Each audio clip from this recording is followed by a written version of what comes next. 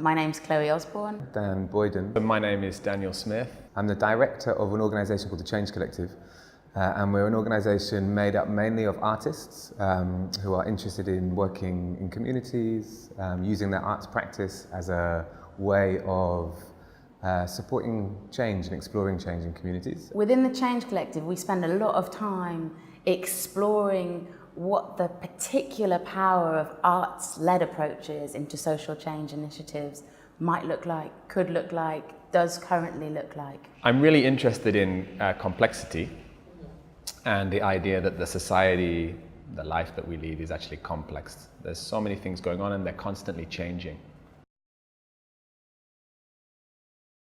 We have an incredible curiosity around humans and how human beings relate to each other, and around how that relationship becomes more complicated in particular situations. We were asked to provide support in terms of the development of, initially the development of the toolkit, but also to think about the wider, I guess, the wider framing of the program. So bringing in some of our experience as participatory artists to be able to understand how the different components or the different bits of the program fit together. I'm very passionate about how the arts can be used to support and enable social change, and I think that's true in many different contexts. It's certainly true where I come from, and my assumption is it can also be true in other countries and other communities as well. There is the scope or the potential for this program to have significant impact on a number of different levels. I think the impact on the groups and the initiatives who are part of the training and part of the delivery, I think will be hopefully quite profound or quite useful.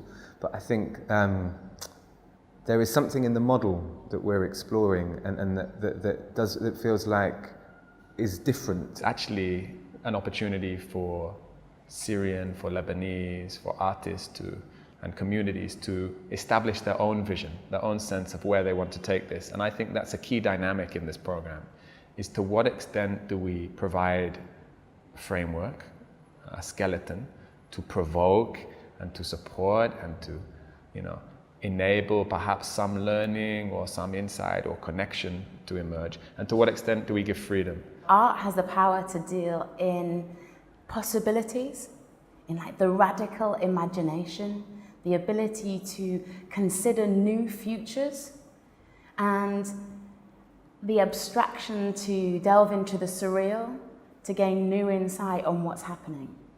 So it's a really potent mode of inquiry in spaces that are often incredibly pressured,